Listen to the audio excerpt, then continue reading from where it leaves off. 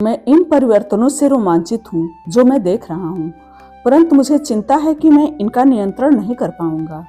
तुम स्वयं श्री हनुमान के वंशज हो और कदाचित ये गुण तुम्हारे भीतर सदैव उपस्थित थे। ऐसा प्रतीत होता है कि ओम द्वारा ठीक होने में सहायता मिलने के पश्चात से वे गुण अब सक्रिय हो गए हैं।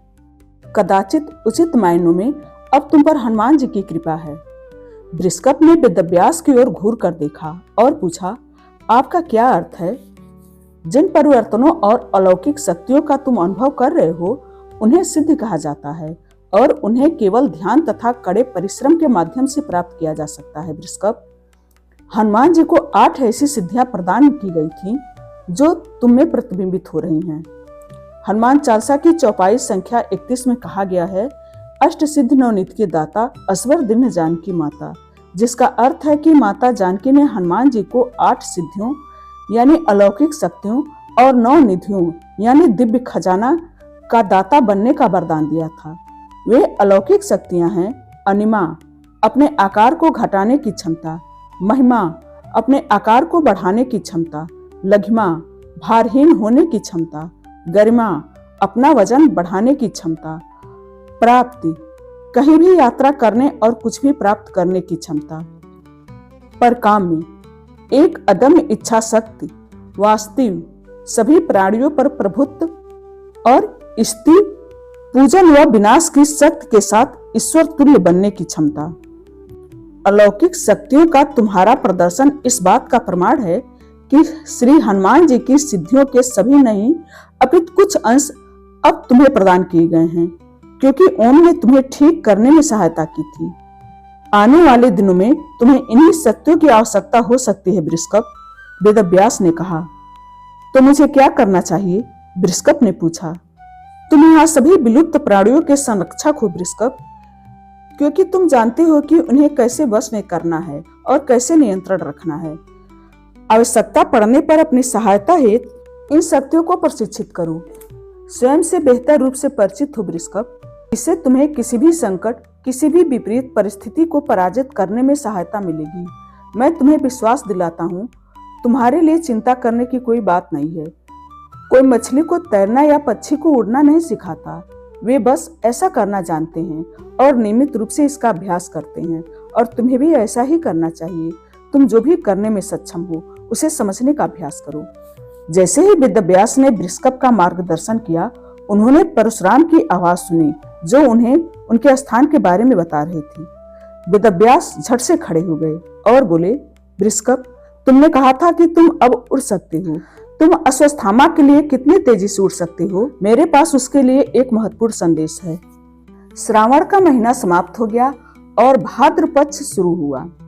अप्रत्याशित चुनौतियां और आपदाएं भारत के द्वार पर दस्तक देती रहीं, जबकि सरकार और नागरिक कोविड-19 के कारण विभिन्न स्तरों पर संघर्ष करते रहे।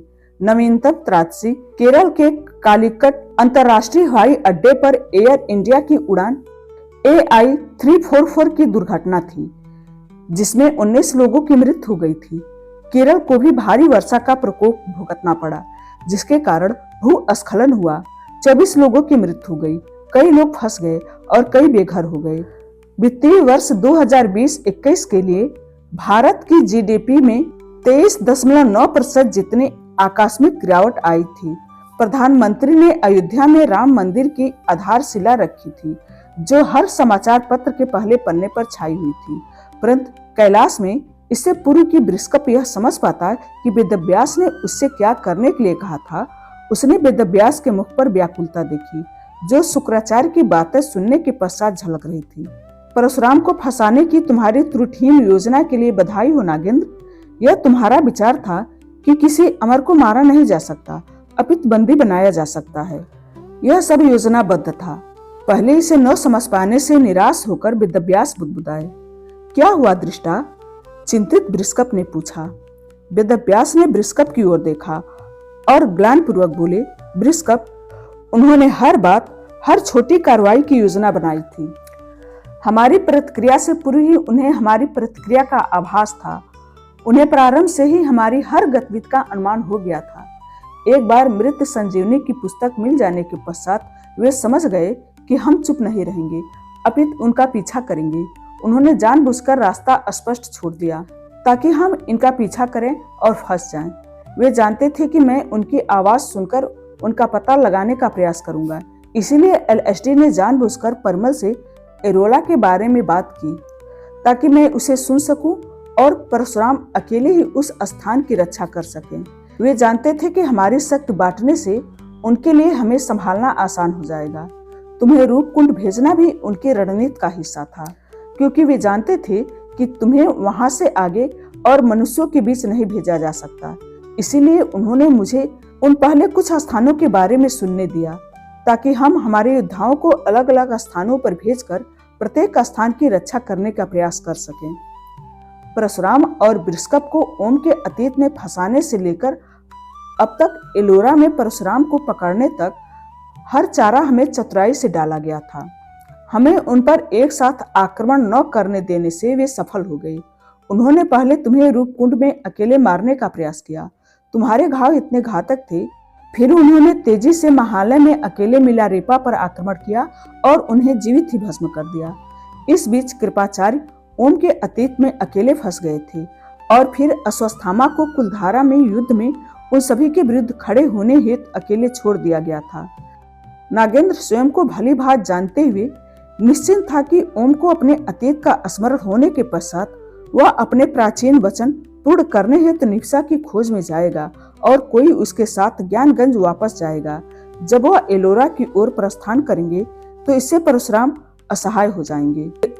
उन्हें प्रारंभ से ही विश्वास था कि यदि दो अमर भी उनके शब्द के शिकार को रोकने हेतु एक साथ आएंगे तो वे असफल हो जाएंगे, और इसीलिए उन्होंने चतुराई से उन सभी को या तो योजना के अनुसार नियंत्रित रखा या फंसा लिया। मैं शुक्राचार्य के हाथों की कठपुतली मात्र था, जो परशुराम और अश्वत्थामा को बता रहा था कि वे अपनी योजनाओं के सुचारू संचालन हेतु क्या करना चाहते थे। इन सब बातों का अनुमान न लगा पाने के कारण वेदव्यास अत्यधिक निराश दिखे। यह सब सुनकर बृहस्पति क्रोधित हो गया और उस क्रूर नागेंद्र का स्मरण किया जिसने इतनी कुटिलता से मिलारेपा को मार डाला था और उस पर पीछे से वार किया था। मैंने ओम से कहा था कि वे विश्वासघाती हैं, वे निष्पक्ष रूप से नहीं लड़ते। देखा, मैं सही था। वे यह सब सदैव से करते आ रहे हैं। मेरे लिए क्या आदेश है दृष्टा? बृहस्पति ने उत्तेजित होकर पूछा। वेदव्यास ने पूछा, जैसा कि मैंने पूछा, तुम बिना दिखे कितनी शीघ्रता से अश्वत्थामा तक पहुंच सकते हो। मुझे कुछ दिन पूर्व पता चला कि मैं एक छोटे से कीड़े के आकार में सिकुड़ सकता हूँ, जिसका अर्थ है कि मैं अपने सामान्य रूप में बादलों के ऊपर उड़ सकता हूँ और फिर मनुष्यों के बीच उतरने से पूर्व परिवर्तित हो सकता हूँ। मैं स्वयं को अपने मूल स्वरूप में तभी परिवर्तित करूंगा जब मैं अश्वत्थामा के साथ किसी एकांत स्थान पर रहूंगा। बृहस्पति ने अपनी नई क्षमताओं के बारे में बताया। श्री हनुमान जी के समान, अति उत्तम। तुम और क्या कर सकते हो? वेदव्यास ने पूछा। बृहस्पति ने क्षण भर के लिए विचार किया, मासूमियत से अपनी शक्तियों की तुलना हनुमान जी से की और कहा, मुझे नहीं लगता मैं पर्वत उठा सकता हूँ। यह सुनकर वेदव्यास के होठों पर हल्की सी मुस्कान आ गई।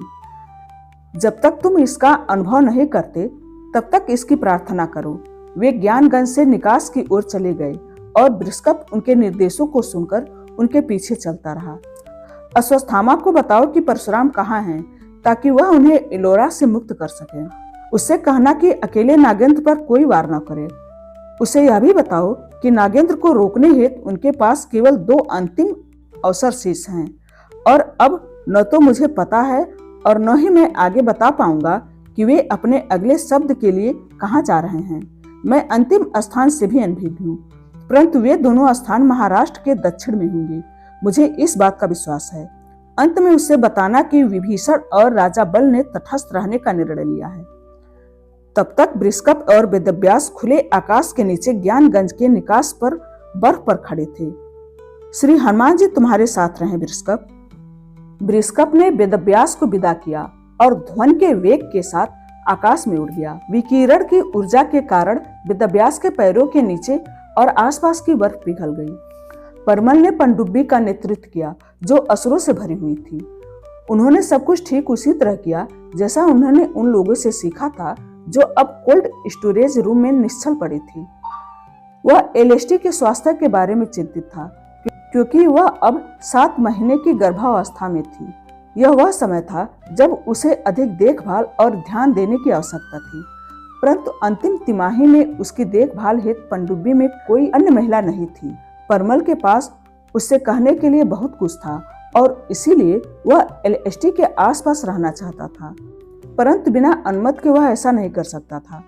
एकमात्र व्यक्ति जो उसे अनुमति दे सकता था वह था नागेंद्र, जो एलएसटी के कक्ष में 2-3 फीट लंबी और 6 इंच चौड़ी तांबे की सीट पर प्राप्त हुए सभी शब्दों को उकेरने में व्यस्त था।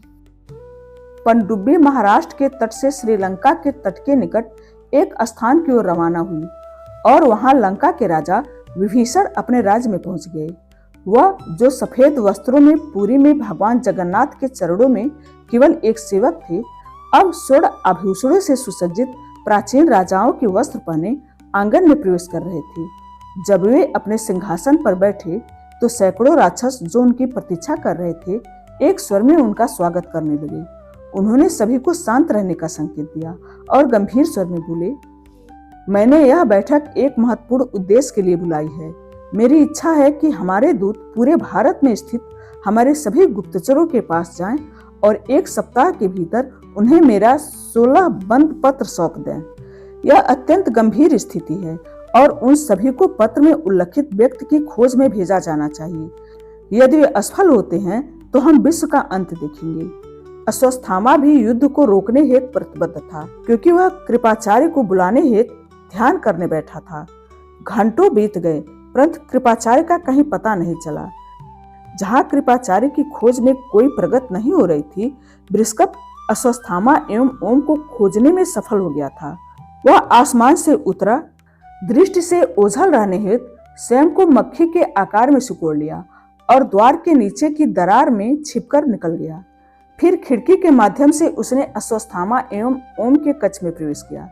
बृहस्पति ने अश्वत्थामा को ध्यान की गहरी अवस्था में देखा और ओम को उसकी रक्षा करते हुए। बृहस्पति ने उसकी समाधि भंग करने का निर्णय लिया और कहा, परशुराम एलोरा में फंस गए हैं और तुम्हें उन्हें मुक्त कराना होगा। वेदव्यास को नहीं पता कि शुक्राचार्य आगे कहाँ जा रहे हैं। हमारे पास उन्हें रोकने के लिए 2 और अवसर हैं तथा युद्ध आरंभ होने की स्थिति में विभीषण एवं राजा बलि भाग नहीं लेंगे, भले ही हमें उनकी आवश्यकता हो। इतनी तेज और स्पष्ट आवाज सुनकर अश्वत्थामा ने अपने नेत्र खोले, परंतु उसे कोई दिखा नहीं। आवाज का कोई स्रोत न पाकर ओम भी अचंभित था। उन्होंने सतर्क दृष्टि साझा करते हुए अपने शस्त्र निकाल लिए। अश्वत्थामा ने अनिश्चितता के संकेत के साथ कहा, यह आवाज बृहस्पति की आवाज से मिलती जुलती है। केवल मेरी आवाज ही नहीं, अपितु मेरी देह भी बृहस्पति जैसी है। मैं बृहस्पति ही हूँ, जिसे वेदव्यास ने तुम्हारे पास यह संदेश पहुंचाने हेतु भेजा है। तनावपूर्ण आवाज में उत्तर आया, जिससे ओम एवं अश्वत्थामा ने अपनी भवें उठा ली। तुरंत स्वयं को प्रकट करो, अन्यथा युद्ध के लिए तैयार रहो, ओम ने कहा। तनावग्रस्त स्वर में उत्तर आया, यही तो समस्या है, मैं ऐसा नहीं कर सकता। मुझे हाल ही में पता चला कि मैं स्वयं को छोटा कर सकता हूँ और मैंने मनुष्यों से छुपे रहने के लिए ऐसा किया, परंतु अब मुझे नहीं पता कि मैं अपने मूल आकार में कैसे आऊं। पिछली बार यह अपने आप हो गया था। मुझे यह प्रयास नहीं करना चाहिए था। क्या मैं सदैव इसी आकार में रहूंगा? अरे नहीं, कृपया तुम दोनों मेरी सहायता करो। मैं विचलित हो रहा हूँ। मैं कितना छोटा हूँ और तुम दोनों कितने विशाल। बृहस्पति, चिंता मत करो, पहले हमें यह बताओ कि तुम कहाँ हो। ओम ने उसकी बातों को बीच में रोकते हुए पूछा। यहाँ देखो, द्वार के पास इस दीवार पर लगी गोल वस्तु के ऊपर, बृहस्पति ने अपनी भुजाएं लहराते हुए कहा। उन्होंने निर्देशों का पालन किया तथा दीवार का निरीक्षण करने हेतु और निकट गई। उन्होंने स्विच बोर्ड पर पंखे के रेगुलेटर के ऊपर खड़े छोटे बृहस्पति को देखा। कृपया मेरी सहायता करो, बृहस्पति ने विनती की। इस कहानी का शेष हिस्सा अगले वीडियो में। धन्यवाद।